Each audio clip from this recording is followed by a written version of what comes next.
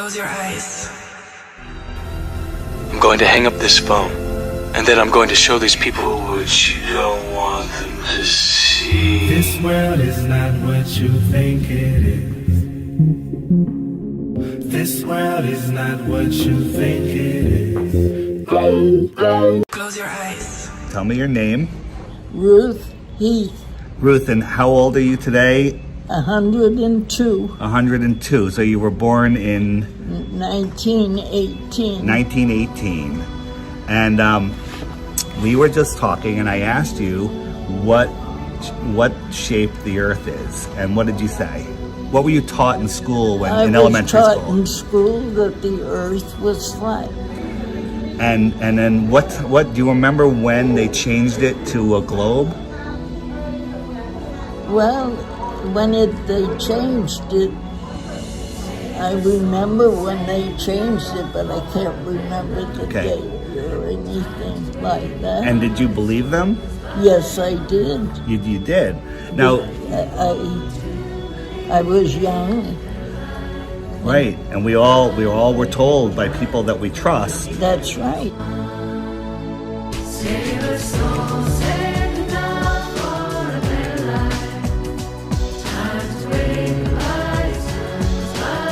Some people walk through the world, they actually believe it. They're like, I came from a monkey. I'm a monkey.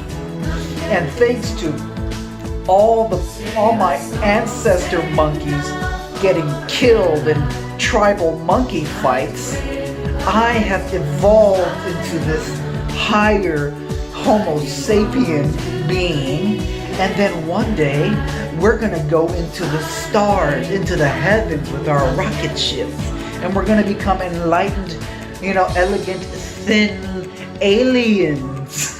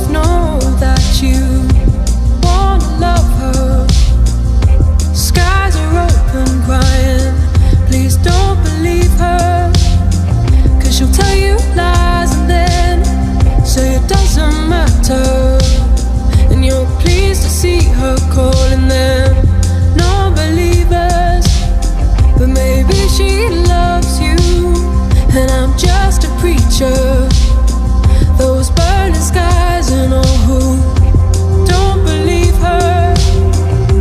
No believers, no. Don't believe her, no. Oh, that we are, oh, that we need. They're different things. Oh, maybe what we are and what we need, they're different things.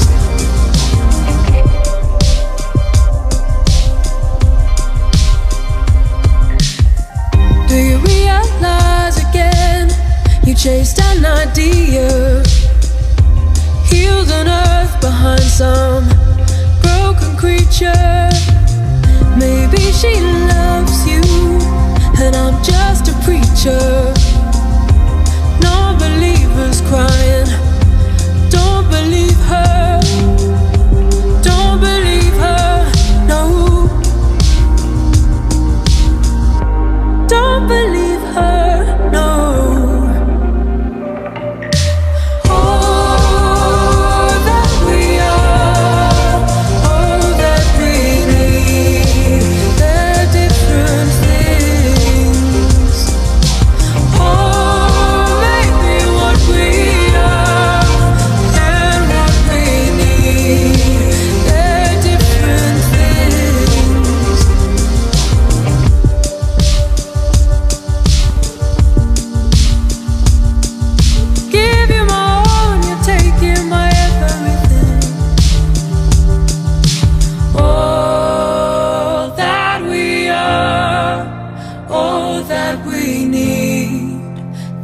they're different things. Or maybe what we are and what we need, they're different things. All that we are, all that we need, they're different things. Or maybe what we are and what we need, they're different things. All that we are, that we need.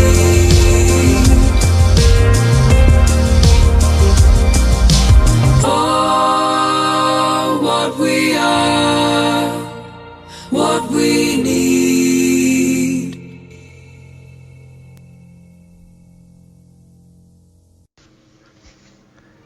It is a great honor for me to be here today among friends in this beautiful land of Romania. To me, it's a bit of heaven to be here among people who love the truth. Thank you all for coming. Today, I'm going to address the Flat Earth journey. This is especially meant for the open-minded skeptics who honestly believe that we live on a ball, flying, twirling, and vortexing through the vacuum of space. I was once like you. I believed in the globe and the heliocentric model. I never wanted to be a flat earther. But, like many others here, I'm willing to accept even an unpopular truth, regardless of the consequences. And I will spread that truth to the best of my ability. I have never made a penny on the flat earth. I don't have anything to sell to you. I don't want your donations. I don't monetize my YouTube channel. And I don't particularly care if you subscribe. I am not here for fame. I don't want you to join any group or appoint any leader, other than maybe your friendship. I want nothing from you. I am only here to share what I strongly believe is the truth. And the truth is that the earth is flat and stationary. Initially, it's a frightening truth, as it rocks the very foundations of your understanding of how the world works. And maybe more importantly, how much you are controlled. For me, flat earth is the catalyst to break the chains that mentally, spiritually, physically, and scientifically bind humanity. And that's why it is so important to me and why I traveled here to discuss the flat earth reality with you. Are we flat earthers illiterate flunkies who dropped out of kindergarten? Or maybe you think we're a group of religious zealots who deny anything associated with science. That's how the media repeatedly describes us, but they are deceiving you. Personally, I graduated from college, magna cum laude. I even have a master's and a Juris Doctorate. Yes, I took astronomy in college and I got an A. I know the official globe narrative pretty well, and there are many others like me. Because of those many years of indoctrination, it took me hundreds of hours of arduous research and experimentation before I would accept the flat earth truth. It did not come easy. I studied every possible globe objection very well, but as I will try to show you today, the flat earth evidence is overwhelming and far outweighs the evidence of the globe, which is based primarily on conformity and name-calling. We get it. It's psychologically hard to force yourself to honestly investigate the flat earth. But it is the truth. It's beautiful. And it changes everything. Here is an axiom. Governments lie. If you have any common sense, you know that governments do indeed lie, and often. But maybe you reasonably think the flat earth lie is too big. That is a valid objection and something I want to address. I mean, how could so many people be in on this conspiracy? The answer is what I call institutionalized conformity. Like many here, my flat earth journey started somewhere else. We could talk about the lies of central banking, the Rothschilds and other banking dynasties, the lies of World War I and II, the CFR and the Trilateral Commission, vaccinations. We could even talk about Sandy Hook and the Boston bombing. They'd probably throw me in prison for that, and we don't have all day. So for time constraints, let's begin with Vietnam and the Gulf of Tonkin. Not many people have heard of the Gulf of Tonkin incident, even though the United States Congress declared war on North Vietnam after the claimed unprovoked August 4th, 1964 naval attacks in international waters against America by North Vietnam. After the supposed August 4th attacks by North Vietnam, the United States Congress passed the Gulf of Tonkin Resolution, which granted President Lyndon Johnson the authority to assist any Southeast Asian country whose government was considered to be jeopardized by communist aggression, thus bringing America into the Vietnam War. LBJ recognized the importance of the Gulf of Tonkin Resolution when he quipped that the resolution was like Grandma's nightshirt. It covers everything. A few days after the Gulf of Tonkin Resolution was passed, President Johnson stated, "Hell, those damn stupid sailors were just shooting at flying fish." As the president alluded, the August 4th, 1964 attacks never happened. It was fake, phony. It was artifice. And all investigations have indicated the same. The Gulf of Tonkin incident is now an admitted hoax perpetrated by the U.S. government. Humanity was lied to, and America went to war under deliberate false pretense. And there's nothing funny about that. A major, catastrophic evil war was fought as a result of this fabricated event. Hundreds of thousands of people died as a consequence of this conspiracy. But here's my question to you. How many people were punished as a result of this admitted heinous lie that led to the deaths of hundreds of thousands? 0. I would think wide-scale murder and treason would be of some concern to our enforcement agencies, but it doesn't seem like they cared. So, we have a huge, whopping lie that led to hundreds of thousands of deaths that is whitewashed by our governments, our media, academia, and our police enforcement agencies. Are big lies possible? Gulf of Tonkin says yes. Let's talk about Operation Northwoods. Operation Northwoods was an admitted Department of Defense 1962 memorandum that called for the CIA or other U.S. government operatives to commit acts of terrorism against American civilians and military targets, blaming them on the Cuban government and using it to justify a war against Cuba. Damn, that sounds familiar. The plans detailed in the document include the possible assassination of Cuban emigres, sinking boats of Cuban refugees on the high seas, hijacking planes, blowing up a U.S. ship, and orchestrating violent terrorism in U.S. cities. The treasonous U.S. Department of Defense was openly proposing to commit acts of terrorism against American civilians in U.S. cities.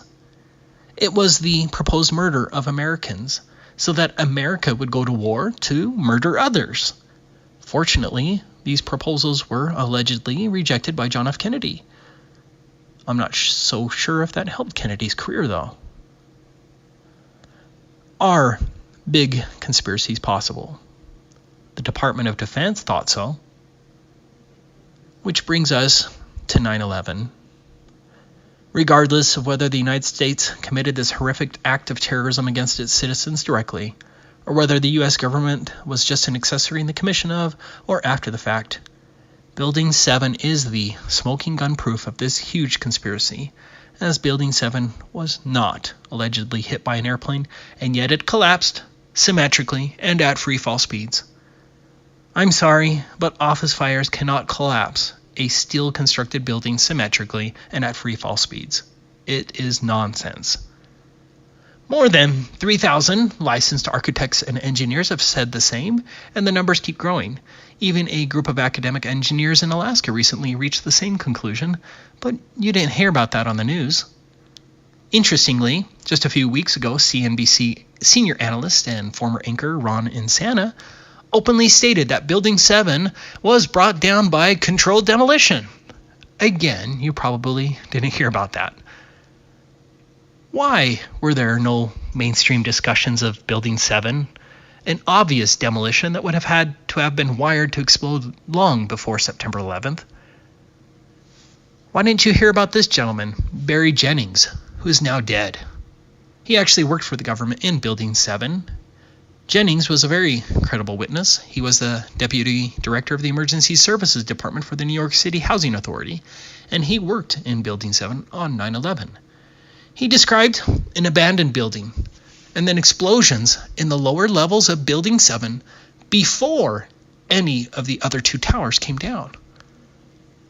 I don't want to make this a conference about 9/11, but 9/11 proves to any sensible, truth-seeking person that we have been lied to on a massive scale, and our governments, media, academia, military, police forces, and major institutions aren't there to provide the truth or to punish those evildoers. Instead, these institutions are there to only control the narrative and make sure we the people do not get out of hand. Please go to AE 9/11 Truth to learn more. One other thing 9/11 indicates is that the evil cabal that controls things has hired hundreds of propagandists, publications, so-called experts, media darlings, and their agents who do nothing but belittle truth seekers, lie, and promote the official narrative. These despicable sellouts are the scum of the earth, and they are everywhere.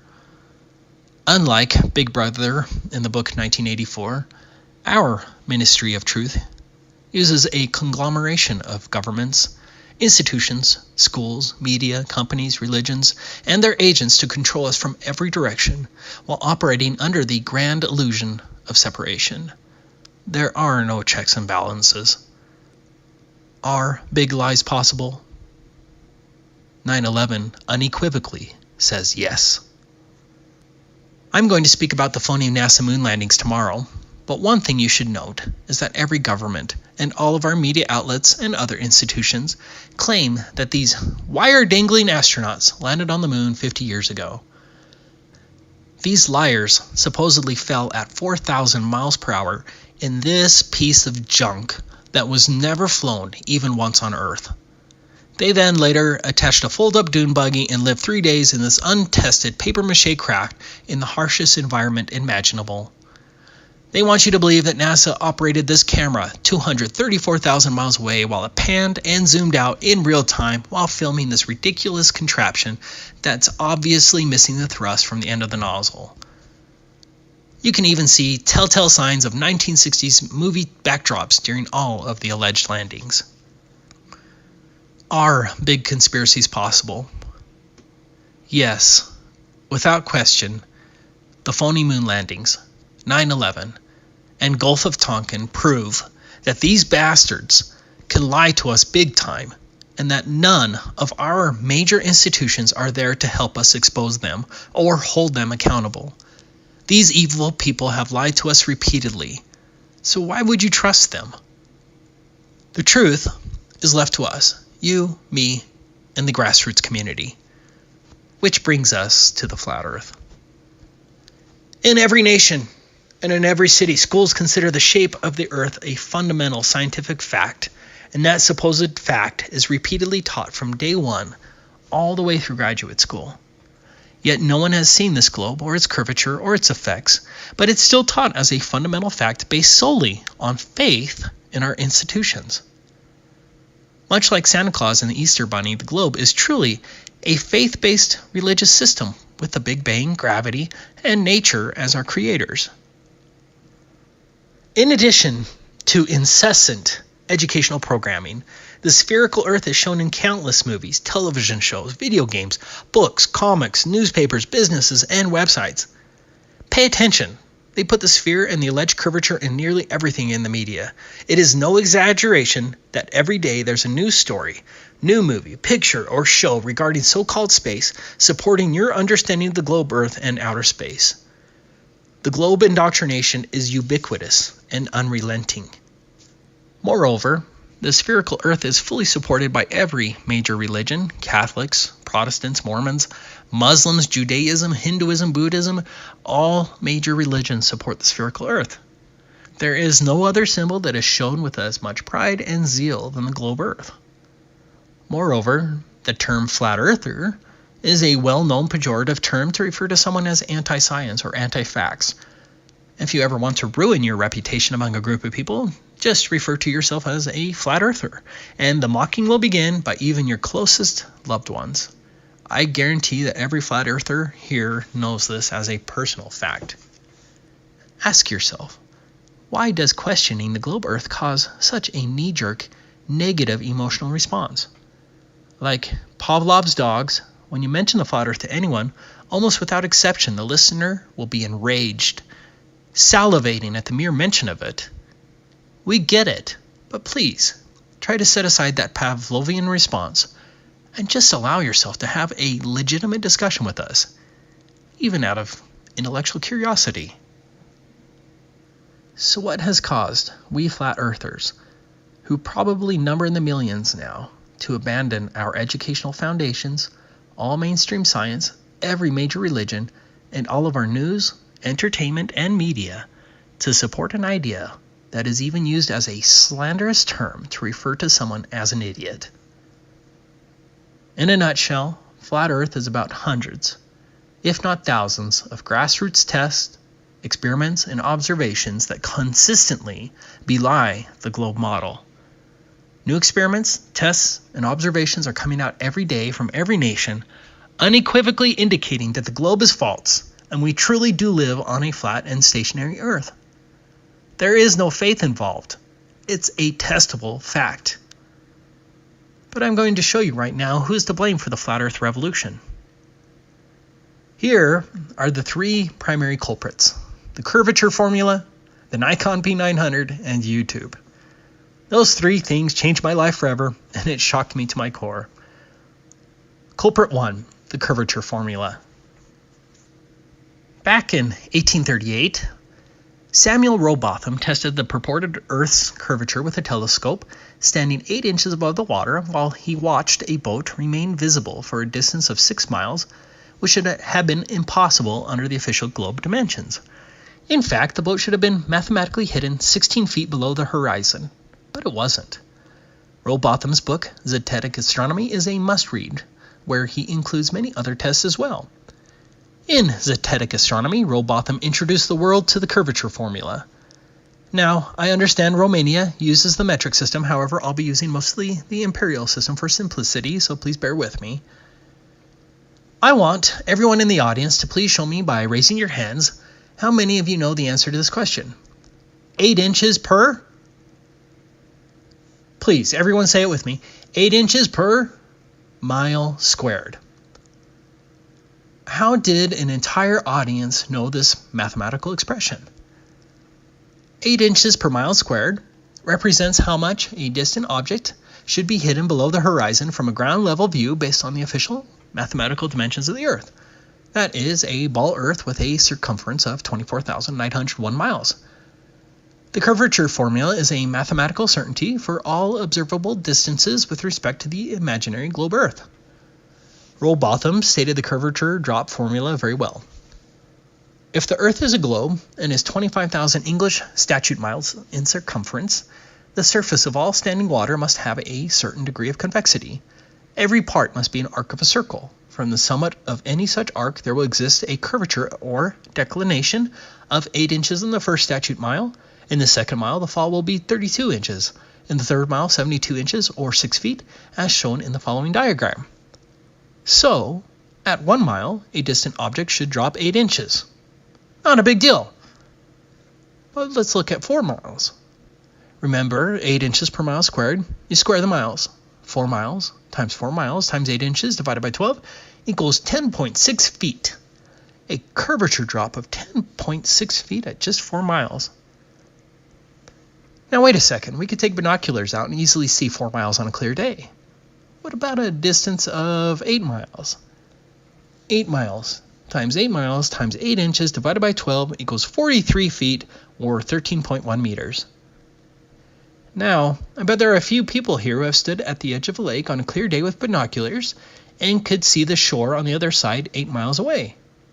But there should have been roughly a drop of 43 feet.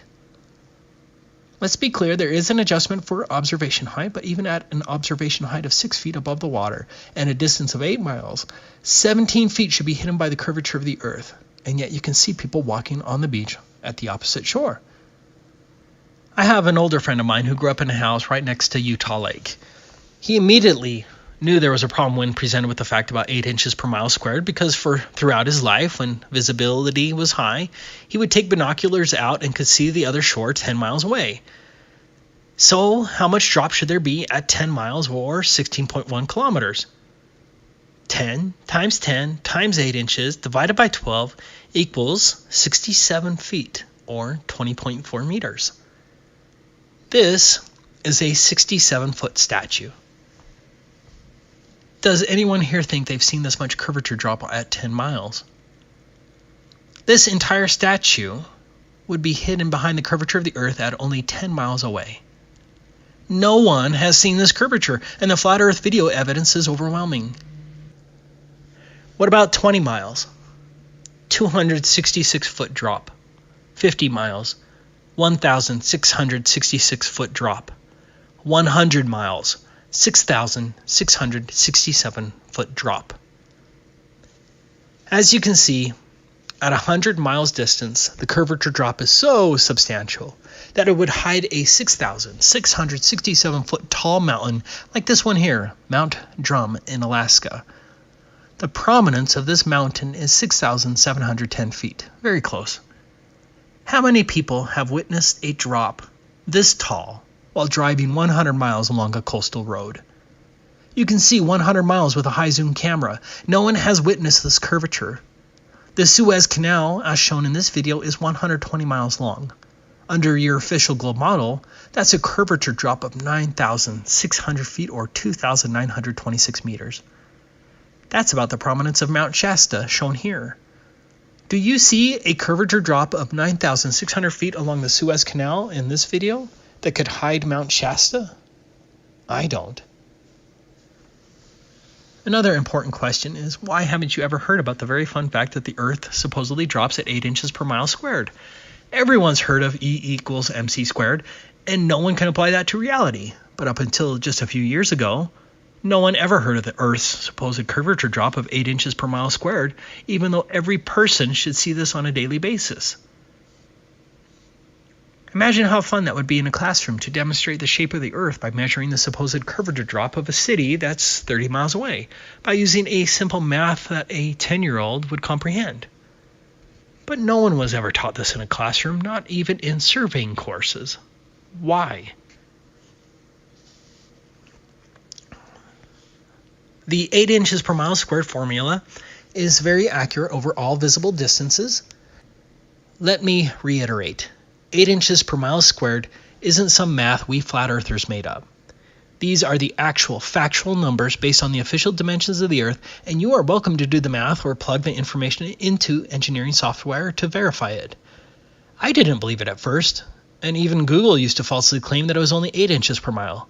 I had to double check the math on AutoCAD just to be sure. It is a mathematical certainty that does not fit with actual repeated observations and tests. You do have to consider the height of the observer, and so you subtract the distance to the alleged globe horizon from your distance to the object. For example, I use a distance to the globe horizon calculator like this one. So, if I'm on the beach observing at 6 feet height, the maximum horizon distance under the globe would only be 3 miles. If I'm looking at an object at 10 miles distance across the water while standing at the water's edge, I first subtract the 3 miles distance to the horizon to get 7 miles distance, and then I apply the 8 inches per mile squared formula. So 7 times 8 inches divided by 12 equals 33 feet. That means for an observer 6 feet tall at the water's edge, that object 10 miles away should be hidden behind 33 feet of curvature. That's huge. That's measurable and testable. Or you can simply input the information here on this calculator. It is very accurate over all observable distances, those distances under 500 miles. The globe model proof relies upon an implausible story about a well and a shadow in ancient Egypt that has varying interpretations. In contrast, flat earthers rely on actual, concrete measurements that anyone can make to measure the supposed curvature of the Earth if there was one. Here's an infamous example of the curvature problem. How many people here can quote this weatherman? What you're seeing here is a mirage. Why is he saying that? because the entire city of Chicago should be hidden behind the curvature of the Earth. Does that look like a mirage to you? Of course it's not. It's bullshit. Everyone here probably had warning bells go off when you heard that weatherman make that ridiculously false statement. That is no mirage. That is a direct line of sight that is often obstructed by haze, miraging, atmospheric distortion, weather, or larger, closer waves and swells that have a larger respective angular size. The hired liars out there will use these obvious atmospheric distortions or large swells and waves as proofs of the curvature. Don't let the deceivers trick you, because they're going to try. Here's another one. In this clip, the news lady again says that you're seeing a mirage. It's a photograph from Michigan to Milwaukee at a distance of 80 miles. The top of the tallest building in Milwaukee should be 3,102 feet below the horizon, according to the spherical model, but we can see much of the city line. Do you think that's line of sight or selective curvature hopping mirages that just happen to present a flat Earth? Can you allow yourself to see the problem here? I don't care if you believe me right now, but you as a rational thinking individual need to grab your telescope and your binoculars and head out to the lake or ocean on a calm, high visibility day without miraging, and you will see the flat Earth for yourself. We see too far. There is no Earth curvature at 8 inches per mile squared. That is a fact. That brings us to culprit 2. What would have happened if Rowbotham in 1838, who was claiming that he could see too far, could have live streamed his 6-mile test on YouTube? Well, maybe things would have been different. The YouTube platform enabled hundreds, if not thousands of us to conduct similar curvature and other tests, like Rowbotham. YouTube enabled us to share our observations with millions of people, and they could see it for themselves. Flat Earth is founded on repeatable observations and tests that anyone here can perform, and millions of people are seeing the truth despite the overwhelming propaganda and censorship that is now happening. Flat Earthers don't say, believe us. Flat Earthers say, believe no one. Test it for yourself. Because of the Flat Earth revolution, YouTube has taken active steps to stop the Flat Earth on its website, as openly stated in Congress by the president of YouTube, as shown right here. Yes, the president of YouTube proclaimed that YouTube would suppress Flat Earth and promote the official story, and it's YouTube's official policy. And so it's hard to find genuine Flat Earth researchers anymore. YouTube is now actively banning and suppressing peace-loving people like me, while simultaneously promoting the official globe narrative. But Google's censorship cannot undo what has been done. Humanity has discovered that there is indeed no curvature to the Earth, and that truth will not be suppressed, because you can see it for yourself with merely a telescope or high-zoom camera. Even though it has become a bastion of censorship now, I still want to thank YouTube for its unwitting help, and especially those first Flat Earth pioneer YouTubers like Eric DeBay, ODD Reality, Mark Sargent, Jeranism, Rob Skiba, DITRH, Mr. Thrive and Survive, My Perspective, P-Brain, Glowbusters, the speakers here, and so many more. Thank you. Now we're to the third culprit for the Flat Earth revolution. We already discussed the curvature chart, but now we're going to test its application, which brings us to the Nikon P900. They now have a Nikon P1000, but this P900 changed everything. Nikon made it easy and affordable to zoom in at 83 times magnification, record it, and then upload the video to YouTube and other video sharing sites. I thought Flat Earthers were maybe faking their tests, so I bought this camera so I could see it for myself. Flat Earthers aren't faking anything. Unlike the globe model propagandists, you don't have to trust us. Flat Earth isn't word of mouth anymore. I can show you the actual video proof again and again and again. Before I start discussing the proofs of the Flat Earth, it's necessary to first address the ridiculousness of the official heliocentric model, because you probably haven't really thought about it. I didn't. I just parroted information in my classrooms to get the grade. Shockingly, very few people even know what the official heliocentric model is. Let's just cover a few of the numbers. If you believe in official heliocentrism, you believe that the wobbling and tilted Earth is rotating 1,037 miles per hour at the equator. The speed of sound is 767 miles per hour. So the ground you're standing on, at least on the equator, is allegedly moving at 1.4 times the speed of sound. Can you think of any evidence of the Earth's rotation? Wouldn't you think that this movement would be evident in the atmosphere, that airplanes, clouds, and weather balloons would be affected by the ground's movement at 1,037 miles per hour? The fact is that there's no evidence of the ground's rotation whatsoever. Foucault pendulums and the supposed Earth's Coriolis effect are nonsense. They are absurd lies. Second, if you believe in heliocentrism, you believe that the Earth is moving in its orbit around the Sun at 66,600 miles per hour. Even Einstein said you can't detect the Earth's movement by any optical experiment. So why do you believe in this nonsense other than you just take it on faith? But it doesn't end there. Next, the official model says that the Sun is also moving at approximately 450,000 miles per hour, and all of the planets are somehow being dragged by the Sun's gravity as the Sun rockets through space around the Milky Way galaxy. With all these inconceivable and undetectable movements, the North Star has remained fixed, year after year, and has been that way throughout recorded history. Next, you believe the entire Milky Way galaxy, including our Sun and the North Star, is traveling at 1.34 million miles per hour towards the constellation Hydra. If you believe in heliocentrism, you believe the Earth is moving in a vortex through space like this at over 1 million miles per hour. Of course, this video isn't correctly scaled, but it's even more ridiculous when you think of it correctly scaled. But I want you to think about this. All of the so-called planets and their moons are all supposed to be on the same plane with the Sun, but rocketing with the Sun at unimaginable speeds, being pulled by gravity.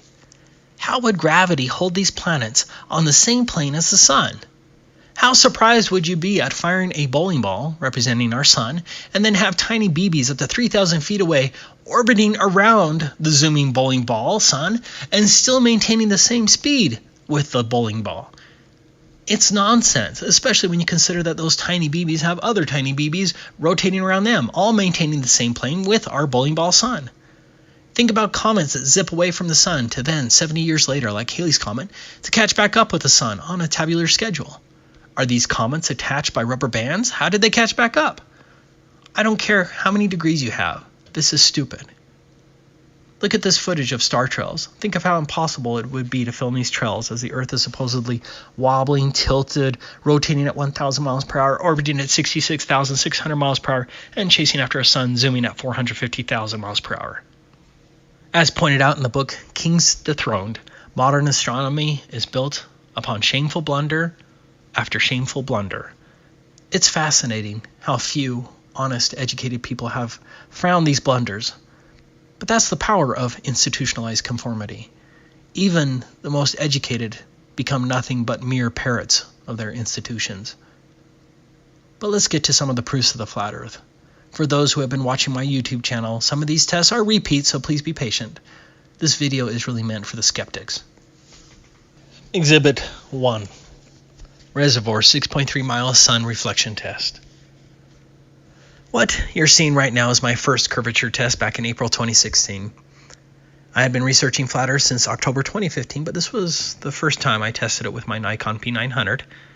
I chose a distance of 6 miles because I wanted to test whether Robotham was telling the truth.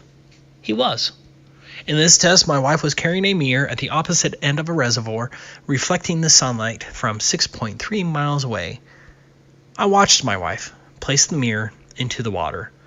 However, under the globe model, and that's taking the observation height into consideration, my wife should have been entirely obstructed by the curvature with a target hidden height over 12 feet. 12 feet should have been hidden by the alleged curvature, but there is simply no curvature over that her reservoir. I also want to quickly address the globe refraction argument. This is a still from the video. Here it is cropped and zoomed in. Here is a picture of what it looks like on the opposite shore, and you can see the strange branch that projects horizontally. If 12 feet should have been hidden behind the curvature, then my footage from 6.3 miles should have looked something like this. But the globe liars out there will claim that this 12-foot section hopped the curvature and is a mirage. But here's the problem with that. If this 12-foot section inexplicably hopped the curvature, then why didn't the rest of the view get distorted? there would be a cascading distortion effect. As you can see, there is no distortion accounting for this curvature hopping. Exhibit 2, Utah Lake 7.53 mile spotlight test. This was my next flat earth test at Utah Lake in May 2016. This time my wife was carrying a spotlight 7.53 miles away, and I watched her place the spotlight right up to the water's edge. At 7.53 miles, my wife should have been entirely hidden by the curvature with a target hidden height of 21 feet. As you can see, the water is calm and flat. Obviously, this isn't a mirage. This is a direct line of sight to the other shore. In order to see this far, you need very calm water, without miraging or atmospheric distortion. Be cautious, the liars out there will take pictures of distant mirages and call that the missing curvature. Exhibit 3, Utah Lake 7.53 mile frozen spotlight test. For this test, I reversed the previous Utah Lake test and I conducted this test in freezing conditions. Like the last time, my wife's spotlight should have been hidden 21 feet below the horizon. What's also important about this video is the fact that all of the lights and the reflections are symmetrical. A globe supporter wants you to believe that the spotlight is selectively arcing over the curvature, which is absurd. But if that's the case, then how come all of these lights are symmetrical, like they're above a mirror? Which of these lights are mirages? Which ones are selectively jumping over the hump of curvature? You would not see this unmistakable mirror symmetry if the globe model refraction claim was correct. Furthermore, my wife carried the spotlight from 50 feet up to the water surface. When did she turn into a mirage? Notwithstanding the absurd objections, it is obvious that the lake is flat. Water seeks its own level. So long as viewing conditions are clear, the globe model fails again and again. But don't trust me. Go out and do these tests yourself. Exhibit 4, the horizon test. What is the horizon? Under the globe model, the horizon is a physical barrier caused by the alleged curvature. Under the globe, the horizon marks the point where the water or ground geometrically begins to obscure distant objects. This is the official position. As I mentioned earlier, you can use a calculator like this one to determine the distance to the alleged globe physical horizon. In contrast, the flat earth model says that the horizon is a matter of perspective. Artists get it. You'll see the same in a long corridor or in a tunnel. Just like how railroad tracks meet at the horizon, the ground and the sky similarly meet at the horizon. Do you think it's just coincidence that railroad tracks come together at the horizon? No, this is all a matter of perspective and has nothing to do with the physical curvature barrier. You can see this truth of perspective by just looking at the clouds at the horizon. You can see that the clouds follow perspective lines and are not bending around a curvature. In fact, you don't see any bending of clouds to match the curvature whatsoever. This is how sunsets work on a flat earth. I have spent a lot of time and effort in testing the alleged globe horizon, and the globe model does not match reality whatsoever. For this horizon test, I was at the Great Salt Lake in Utah. I was observing a small piece of land at a distance of 1.34 miles. I brought the camera down to just a few inches above the water. Under the globe model, at just a few inches above the water, the horizon could not be further than 0.7 miles away. That's the maximum horizon distance under the globe model. There should not be any water visible beyond 0.7 miles, but you can clearly see the horizon extending many miles further than possible under the globe model. The naysayers will claim that this is a mirage or that the water is selectively refracting. Think about that. They're claiming that the bulge of water disappeared in front of the peninsula and then rose up miles beyond the peninsula but did not affect the peninsula with this magical act. The refraction excuse is nonsense, and each observation I've shown you so far clearly proves that. Exhibit 5, BMLS B69 and the oil platforms. This video is from my friend BMLS B69 in California. For this video, he's at an elevation of 105 feet. There are 3 oil platforms he's filming. The closest one is at 10.9 miles, the second is at 21.9 miles, and the third is at 26.4 miles. From that elevation, the horizon line cannot be further than 12.6 miles. In other words, under the globe model, the horizon should appear before the second platform, and 59 feet of the second platform should be hidden by the curvature. As you can see with your own eyes, the horizon is not only beyond the second platform, the horizon is beyond the third platform, further than 26.4 miles. 130 feet of the third platform should have been hidden below the horizon, but none of the platform is obstructed. We know this since the horizon is beyond the third platform. Did the bulge of water selectively disappear from in front of the second platform and then reappear well beyond the third platform? And this disappearing and reappearing magic effect happened all without affecting the two platforms themselves? Are you skeptics starting to see the problem with the globe yet? What do you do when the evidence you can reasonably gather completely contradicts your indoctrinated presumptions? Will you allow yourself to question your indoctrination, or will you hold fast to your comfortable conformity? I can show you many more of these horizon tests, all proving the globe model false. But let's get to some of the laser tests. Exhibit 6, D. Marble's 10-mile laser test. This laser test was by D. Marble. In this case, the person holding the laser was at 7 feet, shooting the laser at a distance of 10 miles. At 10 miles under the globe model, the observer would have to be at a height of 30 feet in order to see the laser source. Instead, you can see the source of laser at just inches above the water. That water is flat, and the laser source proves that it is not being obscured behind the curvature. The liars have tried to confuse the issue by claiming that the laser wasn't level, but that's entirely irrelevant, since if the laser was angled downward, it would have hit the ledge curvature quicker. If the laser was pointed upward, then the observers would still not have seen the source, because the source of the laser would still have been hidden behind the alleged curvature. This footage would be impossible if we were living on a globe. Exhibit 7, Dr. John Dee's 9.5-mile laser test. Now, the following test was by Dr. John Dee, who has a PhD in spectrophotometry. Like many other tests he has conducted, Dr. John goes through painstaking detail to confirm that over a distance of 9.5 miles, there's absolutely no curvature. 39 feet should have been hidden. Dr. John repeatedly took sea and air temperatures, height, weather, humidity, and atmospheric readings. This is a legitimate scientist proving that we've been told a lie. Exhibit 8, FE Core 25-mile laser test.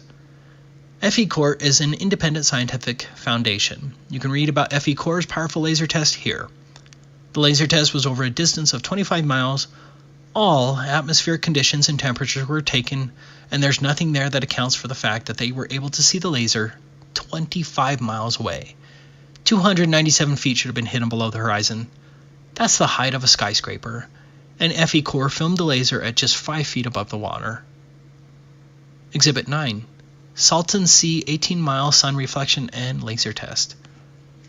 Out of all of the tests that I've seen, this is probably my favorite so far. A group of researchers went to the Salton Sea in California and tested the curvature with both a laser and a sunset mirror flash. These tests were huge because the test was at a distance of 18 miles and you can see it all on video with multiple witnesses. Again, that's 18 miles shore to shore. As you can see here, they were able to see and film the reflection of the mirror that was 18 miles away from the camera. 155 feet should have been hidden. 155 feet. This minaret in Uzbekistan is 150 feet tall. According to the globe model, you would have to be standing on this minaret to see the reflection of the sunlight 18 miles away like that. In addition to the sun reflection test, they also conducted a laser test. Here is the laser from 18 miles. You can even see the reflection of the laser on the flat water. Do you think it's possible that the source of the laser and its reflection both selectively hopped over the curvature to present a false flat Earth? Exhibit 10, J. Tolan Media 1 Infrared Observations. J. Tolan Media 1 is a well-educated engineer who has been destroying the globe model with many infrared observations and other tests. Just look at these videos and photographs taken from an airplane at 30,000 feet. In some cases, he is viewing further than 500 miles with infrared. A complete impossibility under the globe model. All of his tests and observations are indicating a flat Earth, and it's simply beautiful what God has given us. Exhibit 11, Beyond Horizons website. Beyond Horizons isn't a flat Earth website, but it is a repository of record-breaking long-distance photographs on the surface of the Earth. There are dozens of globe-defined photographs on this website. Here's the record photograph of Peak Gaspard at a distance of 275 miles or 443 kilometers. With an observation height of 9,272 feet, the very top of Peak Gaspard at 12,730 feet should have been hidden 3,772 feet below the horizon. I literally could point to hundreds of these globe-defying photographs and videos. Based on the evidence, I think that any reasonable person watching this would understand that we see too far. And if you want more photographic and video evidence, go to my YouTube channel, Taboo Conspiracy 2, because this was just a sampling of the many proofs that we see too far. But let's move on to some of the other major proofs of the flat Earth, because it doesn't end with just these optical and laser measurements. Exhibit 12, airplanes and gyroscopes. Now that we understand that the globe model requires that the Earth drop away at 8 inches per mile squared, shouldn't airplanes have to continually dip their noses to account for this drastic change? Think about a pilot who levels out and flies the airplane at 500 miles per hour for just 10 minutes. That would require a correction of roughly 4,630 feet after just 10 minutes. Pilots would unquestionably know of this curvature correction, but it doesn't exist. Pilots don't have to dip their nose to correct for the curvature, regardless of the speed or altitude of the airplane. No pilot makes this adjustment. Pilots fly over a flat and stationary Earth. Furthermore, the sensitive mechanical gyroscope in the airplane, which retains rigidity in space, indicates neither curvature nor rotation of the Earth. Gyroscopes also prove a flat and stationary Earth. Exhibit 13, Guglielmo Marconi. On December 12, 1901, Guglielmo Marconi received a radio transmission across the Atlantic Ocean at a distance of 2,135 miles. A lot of people told Marconi that it was impossible to send a radio signal that far due to the alleged curvature of the Earth. In fact, under the globe model, those skeptics were right, as there would be a curvature drop of 527 miles over that distance. A drop of 527 miles is huge. Do you think that radio signals traveling at the speed of light can jump a curvature that size? The distances of radio transmissions have gotten much further since Marconi, again proving there is no curvature. Every time no curvature is proven through actual experimentation, mainstream science counters with imaginary, new reasons why the Earth only appears to be flat. Due to Marconi, the ionosphere was imagined and created. Exhibit 14, Nicobine. Nicobine was a VHF, that's very high-frequency radio targeting system used by German bombers in World War II. Nicobine was a line-of-sight targeting system. For this example, there were two beams, one from Stolberg, located 443 miles away from the target, Derby, England. The second was from Cleve, 331 miles away from Derby. What's fascinating is that the leading government science advisor for Churchill, Frederick Lindemann, refused to believe that there was such a beam due to the curvature of the Earth. The advisor was right. There should have been a major problem with the curvature, as VHF beams do not allegedly wrap around the curvature. It turns out that the Nicobine system did exist, and people lost their lives because Lindemann believed in the curvature. But the fact remains that Nicobine was a line-of-sight targeting system. Accordingly, Wikipedia and other websites claim that the German bombers remained within line of sight of the two beams. What's the problem then? There absolutely should not have been a line of sight with the bombers. With hidden heights at approximately 64,844 feet and 117,504 feet, there was no way for these Nicobine systems to have line of sight with bombers that only flew at 19,200 feet. The Nicobine targeting system proved there was no curvature. Exhibit 15, Loran C. Loran C was a naval positioning system used for decades, allegedly up to the 1990s. Essentially, it worked by two radio towers on the coast that would transmit radio waves across the ocean. The Loran system would use the difference in the timing of the radio signals to calculate the vessel's location. This system was highly accurate and is probably the same underlying application used today that is referred to as GPS. If you're looking at the map, you probably already see the problem. These stations, hundreds of miles apart, could be 1,000 miles away from the vessel, meaning these radio waves would have to have hopped a curvature up to 100 miles tall. The official explanation is that these radio waves traveling at the speed of light hug the surface of the Earth and wrap around the curvature, inexplicably jumping bulges of water and Earth dozens of miles tall. Does that sound believable to you? Wouldn't curvature hopping interfere with the location readings of the vessel? Like Marconi and Nicobine, Lorentz C is another proof of the flat Earth. One more point about Lorentz C. Look at this coverage map. Where is Lorentz missing? Remember that Lorentz was developed for the military. Did no one think it important to have location guidance for the navies in the southern hemisphere? The fact that Lorentz was missing in the south indicates that there was a problem with distances for southern vessels, which makes complete sense when viewed under a flat Earth map. The same applies for airplanes, which always lose their GPS signals in the oceans over the south, again evincing a flat Earth. Exhibit 16. The non-rotating atmosphere. At the equator, the ground is allegedly rotating at 1,037 miles per hour. Yet Felix Baumgartner took a balloon up to 128,000 feet above the surface, and it took him 2.5 hours to get that high. So, if the ground is rotating at 1,037 miles per hour, then Felix Baumgartner should have landed in the Pacific Ocean. As you are aware, Felix didn't land in the Pacific Ocean. He actually landed 44 miles east of his launch site. That's against the supposed rotation, and absolutely the wrong direction. Don't you think the rotation of the Earth should have affected Felix's jump? They want you to believe that as Felix rose up through the air, that the layers of the atmosphere continually sped up to keep up with the ground below. Does that make sense to you? I'm sorry, but the globe model is belied by fluid dynamics. Look at this volcanic plume. Although angled perpendicular to the surface, the volcanic plume is unaffected by any purported rotation of the ground below it. How could the upper layers of the plume keep up with the ground spinning at 1,000 miles per hour? It's asinine when you really think about it. From airplanes, to weather balloons, to hurricanes, to clouds in the sky, nothing is affected by any alleged rotation of the Earth. I really like this quote from physicist Dr. Carl Scheffer. But we know of no body, the parts of which have much less connection with each other than is the case with air. The air layer next to the Earth, really dragged along by the communicated motion, would not be able to communicate its motion to the layers above it, for the simple reason that it stands in no connection with them. These upper layers must therefore remain in their place, or which would signify the same thing, would apparently flow westward with the same rapidity with which the Earth is said to rotate to the east.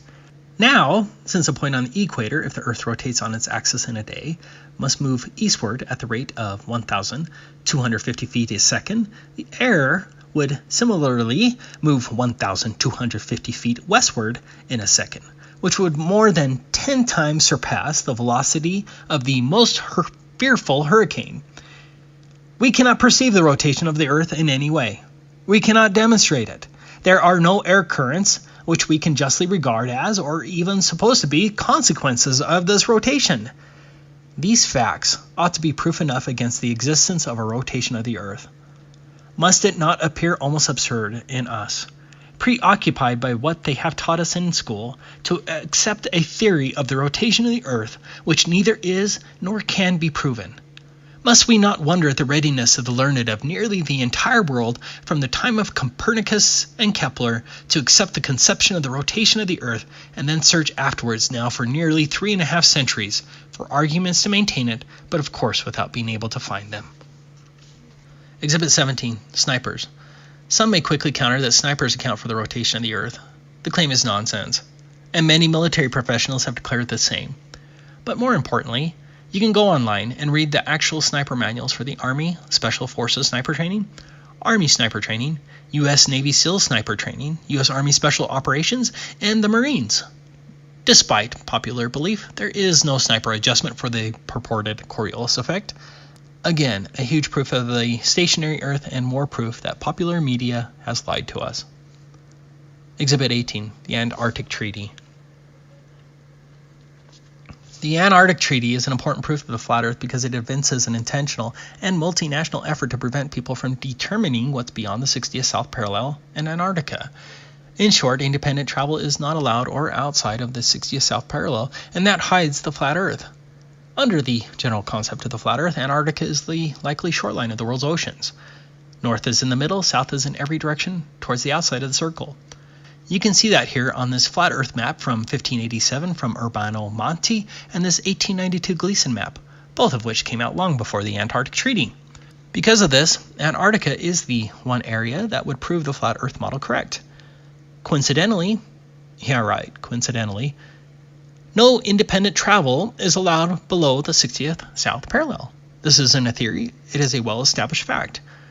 The Antarctic Treaty, its handbook, and its enforcement protocols, which have remained inviolate for 60 years, and include signatories like the US, North Korea, China, and the former Soviet Union, essentially ban any reasonable attempt to explore below the 60th south parallel under the guise of protecting the environment.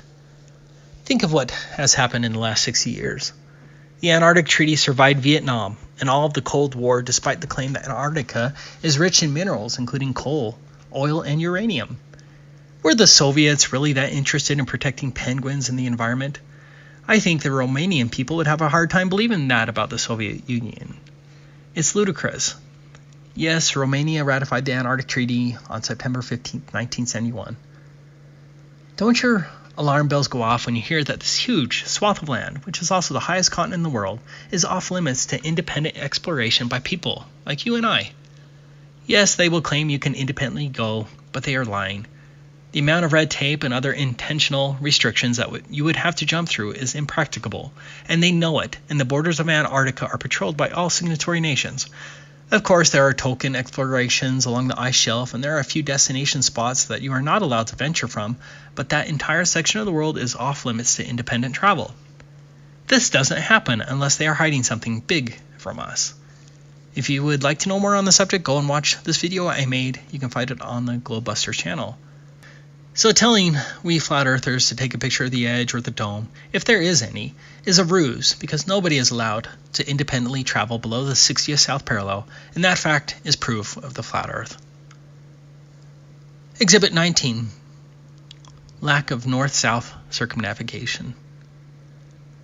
East-west circumnavigation is very possible on the flat earth, but what isn't possible on the flat earth is north-south circumnavigation. In particular, under the generally accepted flat earth model, it appears as though you can't, for example, fly from the tip of South America, traverse Antarctica, and then make your way up to Australia or South Africa. That would be the shortest route. So guess what doesn't happen in real life? North-south circumnavigation. Below the 60th south parallel is completely devoid of all flights, and the vast majority of southern hemisphere flights first go to the northern hemisphere before traveling back down to the southern hemisphere. The routes are a joke. There are a few who claim they have completed a north-south circumnavigation trek, but the claims are ludicrous, most often referring to flights that turn around once they get to Antarctica and full of other fraudulent indices.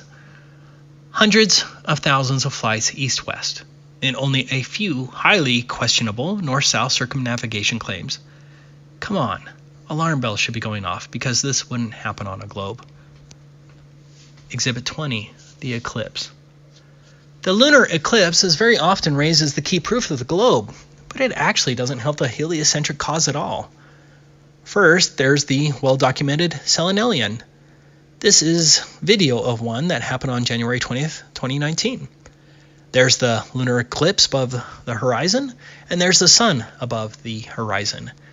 A selenelian is where a lunar eclipse occurs when both the sun and the moon are both above the horizon, which means there is no alleged Earth between the sun and the moon that could cause a shadow on the moon. That's geometrically impossible, and the official explanation of refraction is ludicrous as it causes a cascade of problems with other actual observations. Next, the shape of the eclipse is wrong. A shadow of a sphere on a sphere does not make a curve like this. You just have to think about it. A curve on a curve is distorted. Third, the color a lunar eclipse produces is reddish. Can you produce a red shadow here on Earth? No, it's impossible, and again the official explanation regarding sunsets and sunrises on Earth appearing on the moon is shockingly ridiculous. Finally, very often the lunar eclipse comes from the wrong direction, like in this video. Under the official model, the shadow should always come from the bottom and rise up.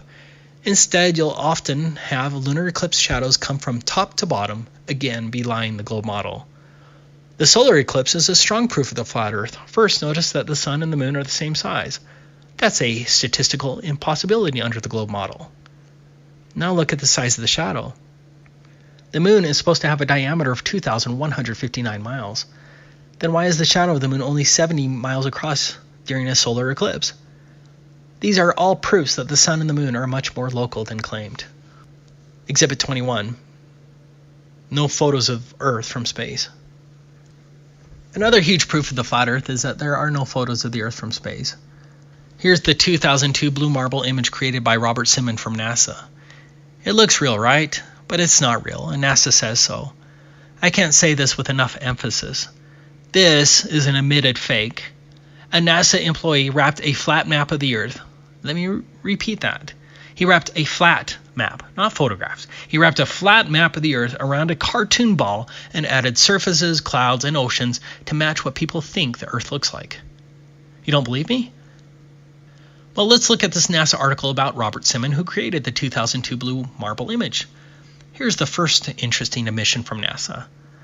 The last time anyone took a photograph from Earth above low Earth orbit that showed an entire hemisphere, one side of a globe, was in 1972 during Apollo 17. Of course, the moon landings were fake, and so the 1972 photograph was fake.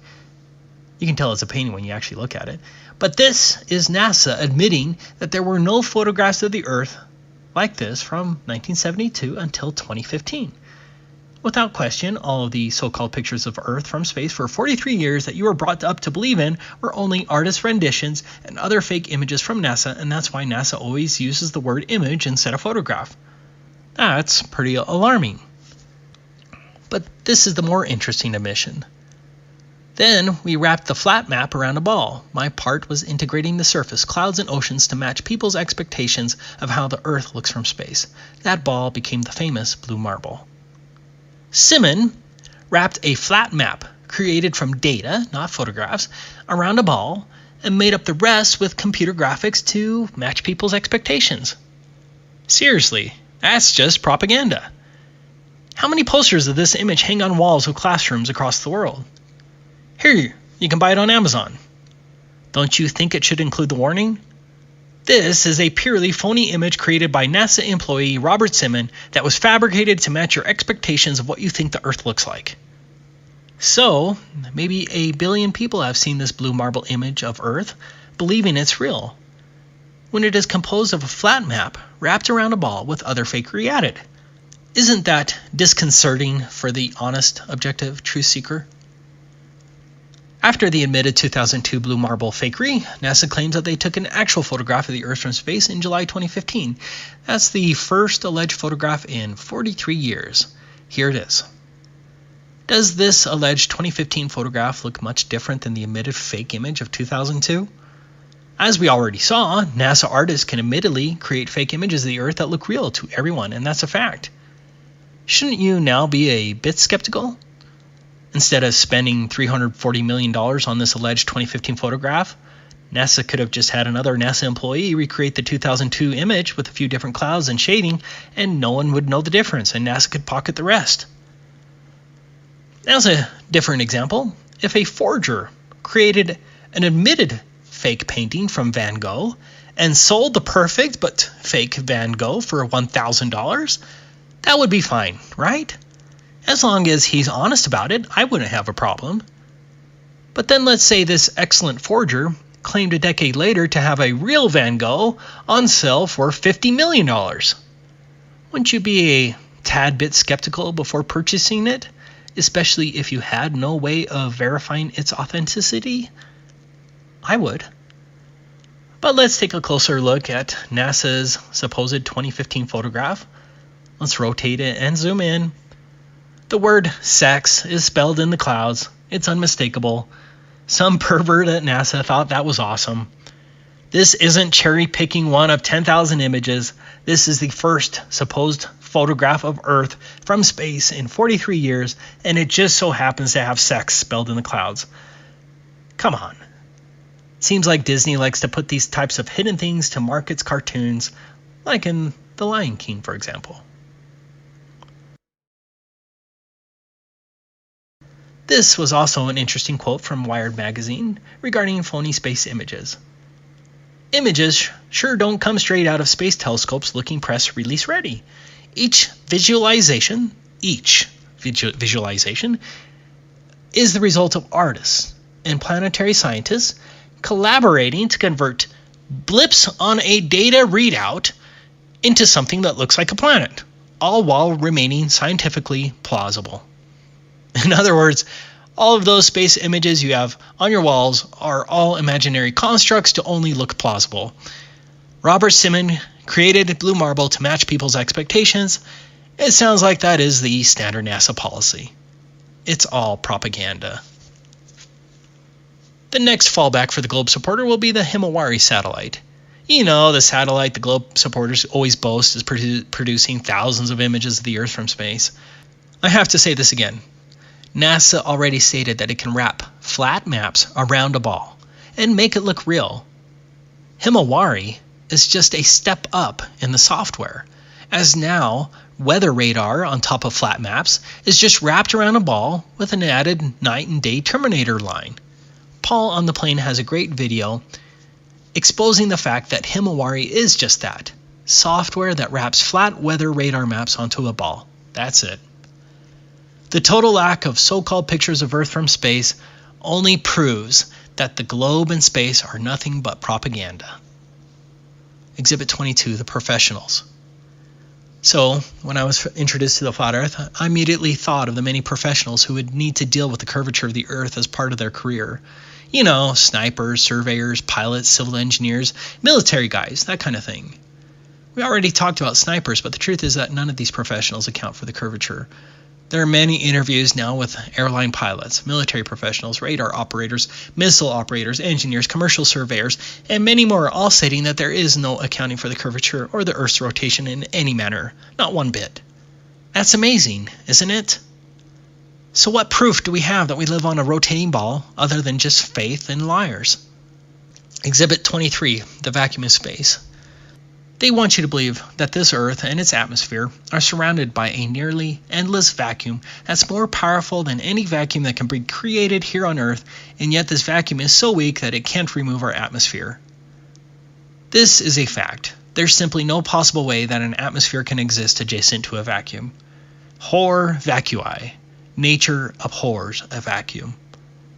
For example, this MIT professor is showing that once you have a gas exposed to a vacuum, that the gas will enter and fill the vacuum, but it's really just common sense. Here's a practical test by Dr. John D., who confirms the same. An atmosphere cannot exist adjacent to a vacuum. And as shown in the test, gravity doesn't fix the problem. You can just place the vacuum on top of the atmosphere, and it doesn't change the outcome, as the gas will flow straight up to the vacuum, and this is a minuscule vacuum when compared to the alleged vacuum of space. How do we know the official heliocentric model is false? Because we'd all be dead if it were true. Exhibit 24, high-altitude balloons. Some of the earliest high-altitude aeronauts confirmed the flat Earth. In 1931, Auguste Piccard reached an altitude of 51,775 feet, much higher than any plane you've been on. Piccard described the Earth as a flat disk with upturned edge. Around December 1933, Russian aeronauts reached an altitude of 11.8 miles, or 62,304 feet. The article reads, "Looking down, they tried in vain to detect any curvature of the Earth's horizon." No, you've never seen the curvature of the Earth from an airplane window. Fortunately, you don't have to be a death-defying aeronaut to see what's up there. What you're seeing right now is a video from 121,000 feet. I remember when I first saw this, I was just dumbfounded because it didn't match anything that I've watched before. Whenever you're shown a picture of a high-altitude balloon or even a high flight, you're shown something phony like this. This isn't once in a while. This is the standard. It turns out that these so-called curvature photos and videos were all shot with a fisheye or ultra-wide-angle lens to get this effect. That's a fact. The lens of the camera or the curvature of the window in the airplane is the supposed curvature. It's a curvature illusion. For all of our lives, we're inundated with supposed pictures from space. High-altitude balloons finally gave us a vision of what the Earth truly looks like from high up. Here's a great example of the standard deception. As you can see by the bent rope, the student's photo here was taken with a fisheye lens, and then the article falsely claimed it was the curvature. Do you see the deception? In addition to the flat horizon as shown at 128,000 feet, the Felix Baumgartner jump proves the flat Earth in another way. Here's where Felix entered the dangling capsule at maybe 10 feet. Notice where the horizon line is. Here's Felix at 128,000 feet. The horizon line should have dropped substantially. Instead, the horizon line is at the same exact spot, thus proving that the horizon does indeed rise to eye level, belying the globe model again. Exhibit 25. No space satellites. A common objection to the flat Earth is, what about satellites? Did you know that NASA has hundreds of these satellite balloons up in the air right now? I never knew these NASA satellites existed before flat Earth. Have you seen them? Google and many other companies have fleets of these balloons as well. Look up Project Loon. The fact that NASA and its subsidiaries hardly discuss these so-called satellites was a huge proof for me, because it evinces a deliberate effort to conceal the fact that space satellites don't exist, simply because they're not necessary. The whitewash of these balloon satellites is evidence that they are lying about space satellites. These high-altitude balloons can carry 8,000 pounds and include telescopes, radar equipment, communications equipment, internet, etc. Here's one that almost killed some people. Also, never mentioned is the fact that almost all of our alleged communications come from undersea cables and cell towers, not supposed satellites in space. Your cable and satellite radio do not come from space. What about the Hubble telescope? This is the Hubble telescope. It's called Sophia. One flat earther was able to get a NASA manager to admit on the phone that the images from Sophia were strangely being used as Hubble's images. Finally, look at these actual NASA videos of satellites. They are manifestly fake. Look at this one that was launched during a space shuttle mission. It's dangling from a wire. Yes, the graphics are getting better, but this one old video alone proves NASA is faking space. But we'll talk about that more tomorrow. There are so many more proofs of the flat Earth that we could discuss. Look up Airy's failure and Michelson-Morley's experiments that showing the Earth is stationary. Ask yourself how there is no worldwide change of stars if the Earth is on different sides of the Sun every 6 months, meaning under the official globe model, nighttime is pointed in opposite directions every 6 months, but there is no actual worldwide change of stars. Look at the moon and ask yourself, why are all of the craters perpendicular, and why there isn't one crater from a meteor that came in at an angle or horizontally, creating a chasm? Why do weather patterns and jet streams seem to fit so well on a flat Earth map? Why is there so much more life towards the alleged northern pole but so little life towards the supposed southern pole, when there shouldn't be any difference under the globe model? But my question to you is, what are you going to do now? Will you go back to your comfortable conformity like a good dog? Or do you have an unquenchable desire to know the truth? Dave McGowan made this poignant statement. But what if your own eyes and your innate, though suppressed, ability to think critically and independently tell you that what all the institutions of the state insist is true is actually a lie? What do you do then? Do you trust in your own cognitive abilities? Or do you blindly follow authority and pretend as though everything can be explained away? If your worldview will not allow you to believe what you can see with your own eyes, then the problem, it would appear, is with your worldview. So do you change that worldview, or do you live in denial? In closing, I want to answer the question of why the lie. Of course, they may be hiding land and resources from us. Essentially, the globe constitutes a psychological prison to keep we the cattle within our imaginary fences and under control. NASA makes $59.7 million a day. That's a day. To deceive us, and so there's certainly a financial motive. But I think the primary reason behind the lie is more spiritual, and found in this quote from the publication called Lucifer, the Light Bearer, that was written in 1887. We date from the 1st of January, 1601. This era is called the Era of Man, to distinguish it from the theological epoch that preceded it. In that epoch, the earth was supposed to be flat. The sun was its attendant light, revolving about it. Above was heaven, where God ruled supreme over all potentates and power. Below was the kingdom of the dead, hell. So taught the Bible. Then came the new astronomy. It demonstrated that the earth is a globe, revolving about the sun, that there is no up and down in space. Vanished the old heaven, vanished the old hell, the earth became the home of man, and when the modern cosmogony came, the Bible and the church, as infallible oracles, had to go, for they had taught that regarding the universe which was shown to be untrue in every particular. The heliocentric model was created to usher in the era of man, and remove God and the Bible from all cosmogony. It brought us such nonsense as the Big Bang and evolution. It removed biblical ideas of heaven above and hell below and the salvation of mankind. Instead, you became an insignificant parasite that descended from primordial ooze. The globe lie worked, at least up until now.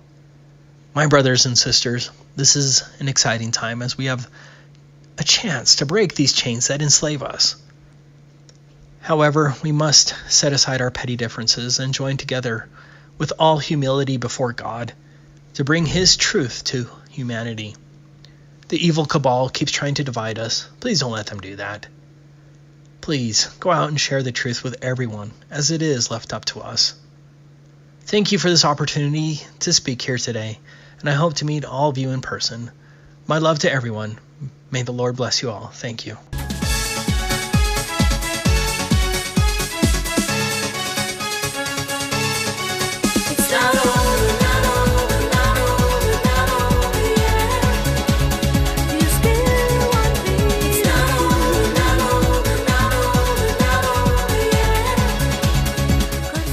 This new proof of the flat earth comes from Grota 1 from a frozen lake in Manitoba, Canada.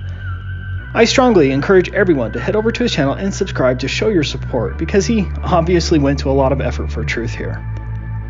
For this curvature test, Grota 1 essentially set 4 lights at around 1 foot above the water and ice. He set up his camera at about 8 miles away from the furthest light and 5 miles away from the closest light. The lights were spread out at about a mile apart. At each location, Grota 1 drilled down to the water just to confirm that he wasn't on some irregular ice formation and to also ensure that his test was on a level surface. The furthest light from the camera was the red light at 8 miles from the camera.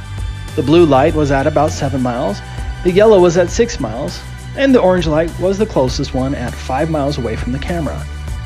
You should definitely watch his video where he goes into much more detail, but here he is sitting in his truck at a distance of 8 miles from the red light. Notice that the lights are all on the same flat plane. There is no earth bulge and no physical globe horizon. Next, Grota 1 lowered his camera to only 12 7/8 inches above the surface.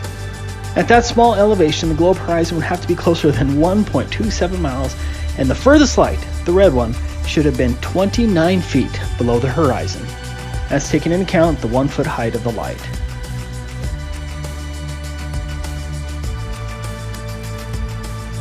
Notice how the lights are all on the same flat plane.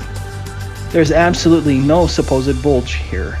And if there is no curvature on that frozen lake, then there is no earth curvature anywhere. Look at the red light. That light should be 29 feet below the horizon. It's just amazing that they got away with this lie for so long. Finally, Grota 1 brought his camera down even lower to just 5 7/8 inches off of the ice. At this very low elevation, the red light would have to be a whopping 33 feet below the horizon. That's 34 feet minus the 1 foot height of the laser. Without question, the globe fails again. Furthermore, under the official model, the globe horizon would have to be closer than a mere 0.86 miles. There is no globe physical curve here, blocking your view. As Grota 1 demonstrated on this frozen lake, regardless of the conditions, the Earth is observably, testably, repeatedly, and measurably flat. Yes, we were all lied to. Yes, they control our education. Yes, they control our media. Yes, they control our governments. Yes, they control all of our major institutions. But they still don't own your soul and your ability to think independently and to shake off the conformity and to break free from these mental controls. And that is how, with God's help, we can win. And we must win.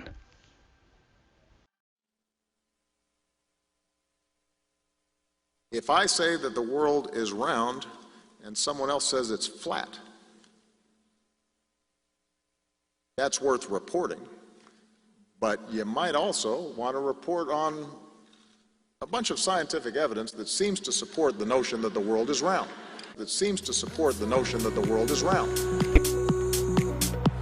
I cannot be saved. I'm waking up.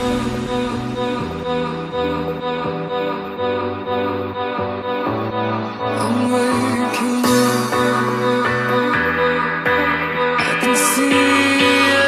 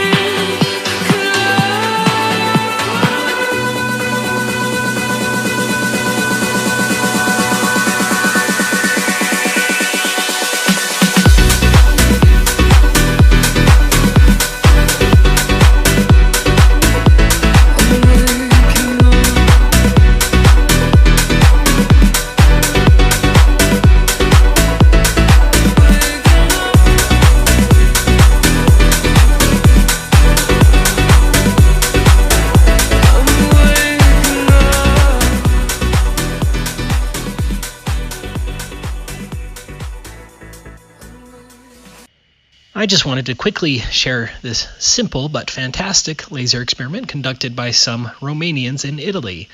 This experiment again proves the Earth has no curvature as required by the globe model. I'll have the link in the description. Here was the location of the experiment in Italy. It was between Sperlonga and Terracina. The distance from the laser to the camera was 9.4 miles. The laser was 6.6 feet off of the water as shown here.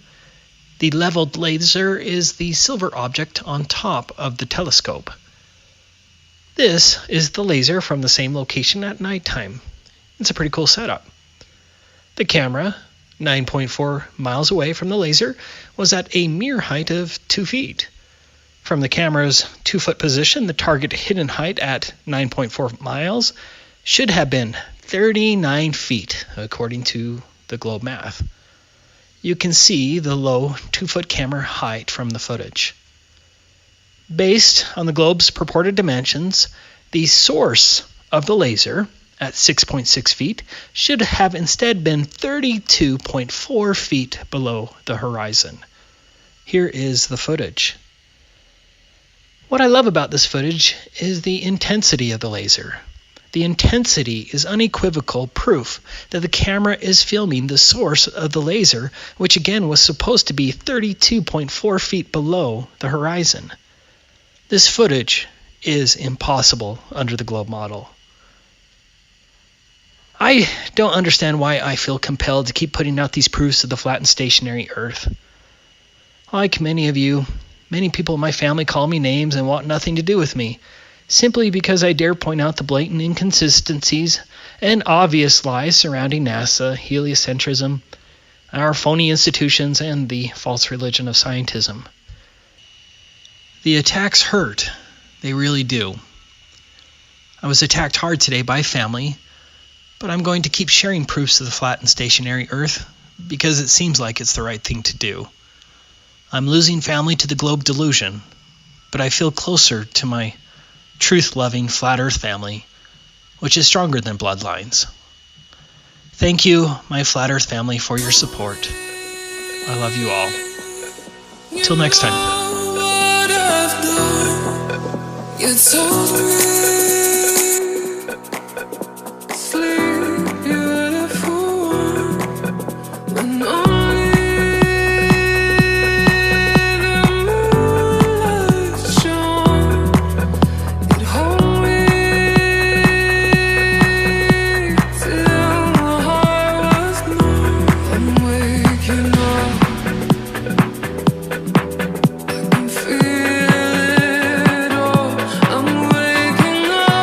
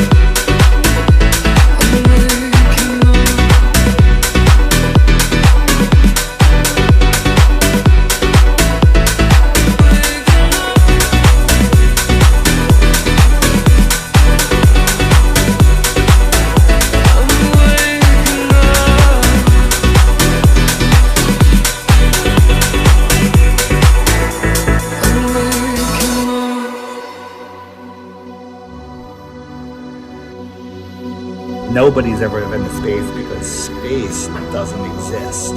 There is no space. There's just this world. It's such a lie. It's such a lie, but knowing the lie is like going to a magic I show. woke up.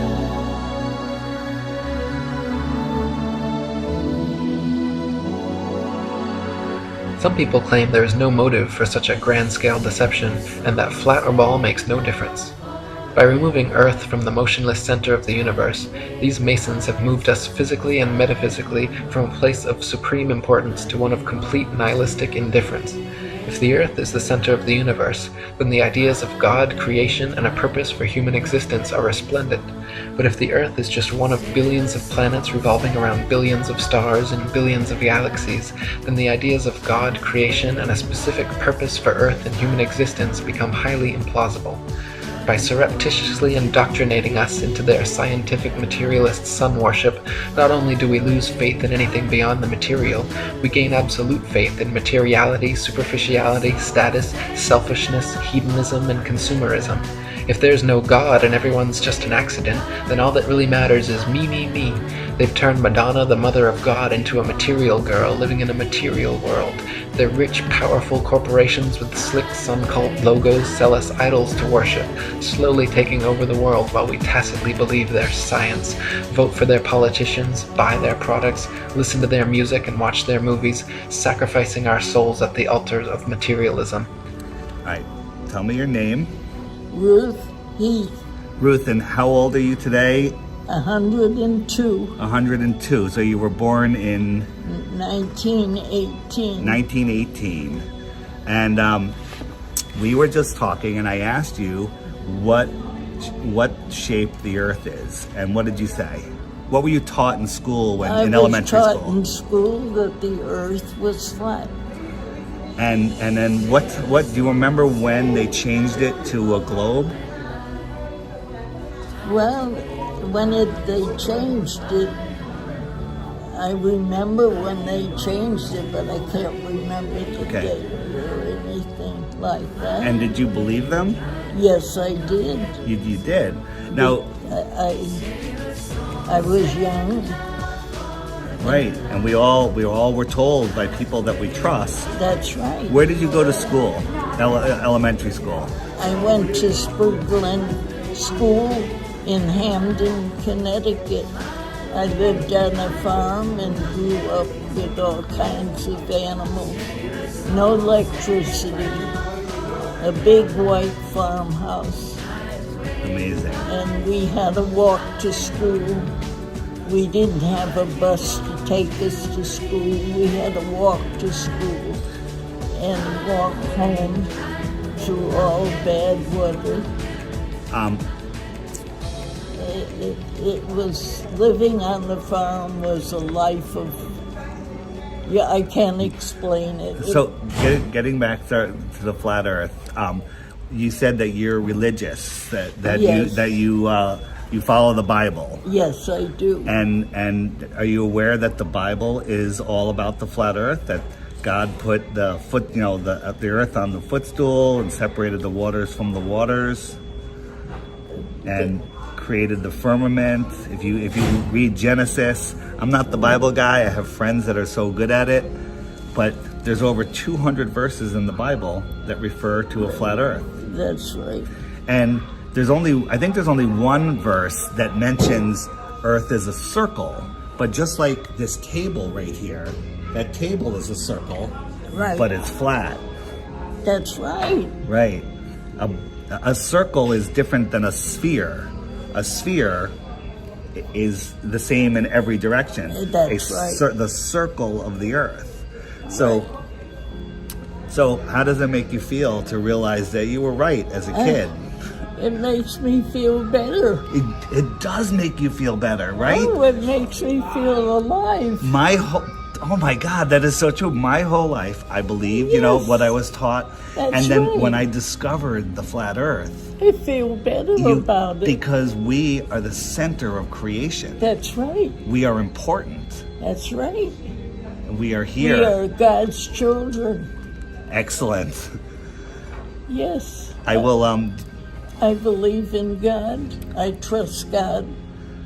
And when all the problems that are happening in this world today, I'll give you some good news. A lot of the problems that they report on the news aren't even real. that's right. That's right. They're just keeping us in fear. Keeping up. That's right. That's right. That's right. I understand that. I understand. They just say what they want people to know. They don't care about the Bible. They don't care about life. They only care about I, me, myself, and I. It's a different world. So the globe deception that a lot of people say, and I believe, is literally by Satan to hide God and That's make right. people selfish That's right. and self-centered and not care and think that there's no consequences for their actions. Right. I pray every night before I go to bed. And one night things weren't happening right. And I sat up in bed and I said, God, where are you? I need you right now. And I'm beginning to wonder, where is God? God's right above us in the clouds. The heavens are right here. That's all that there is. And there's not infinite space. Did you know, wait, let me ask you a question, just switching topics a little bit, that we never went to the moon, that was all fake? Is that right? That's correct. I saw that all happening. Yeah, so did I, and we all believed it, but that was just to reinforce that people to believe they can live on a ball and they could walk on a ball. Nobody's ever been to space because space doesn't exist. There is no space. There's just this world. Oh, it's such a lie. It's such a lie, but knowing the lie is like going to a magic I show. woke up. Yes, that's what we call it. We call it red. This is your moment of waking up. It's when you go to see a magician and you know how the tricks are done, and the magic no longer works on you, and you're free from the illusion. So knowing this is going to free your heart. Cry. Yeah, it's okay. It makes me cry. Happiness. Yes. Tears of joy. Yes. Yes. I know that we were true, and they're hiding us. Yes, it's good though. It's good. It's very good. Yes. Yes. All right. I'm awake. Yes. I'm awake. Awesome. Well, I'm going to end this video now, and I will try to give you some more information. Can you read? Are you able to read? No. You're not able to read. No. You're able to listen to things? Well, I have to use up here Okay. because I'm legally blind. I got it. All right. So you can't see how good looking I am? No. You just have to trust my opinion. This is the perfect woman for me. She can't see me. All right. Thank you so much. That's my pleasure. All right. It's my pleasure to know that it's true. It is absolutely true. Oh, it's But amazing. here's the thing: if you tell other people that aren't awake, they'll think you're crazy. That's right. That's right. That's their problem. No, I believe it. I believe it. Yeah. Oh, So good, right? I'm glad we met. I'm so happy. That's awesome. That's awesome. It's right. All right, I'm gonna, this is what I did. I was visiting my mother, and I asked who the oldest, most lucid person was, and they introduced me to Ruth. Ruth, Yes. right? Yes. And right. I encourage anyone else that has access to an old age home to do the same, because there's not many people like Ruth left that remember these things. We also talked about the World's Fair that she attended, and she said that the lights were the most amazing part. Most amazing thing. Yeah. I never got over that. I never, all my life, it's right there. The lights were so bright. And living in the darkness for so many years as a child, all of a sudden the world opened up. Amazing. All right, Ruth, thank you. Thank you. I'm amazed. I'm so happy. to know it's true. It's true, and God created this world. And he's right here in the clouds above, close, not in an infinite universe. So good, right? And I can't get over it. Made me cry. Made me cry too. Yeah. Thank you. Thank you. All right, Ruth, give me a hug. Here we go. I need it. All right. Thank you. All right, bye-bye.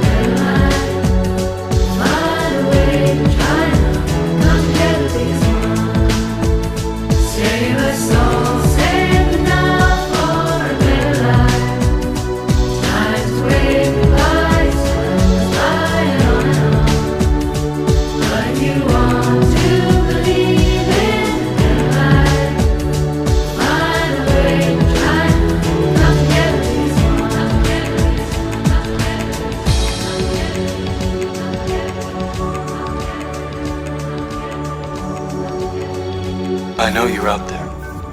I can feel you now. I know that you're afraid. You're afraid of us. You're afraid of change.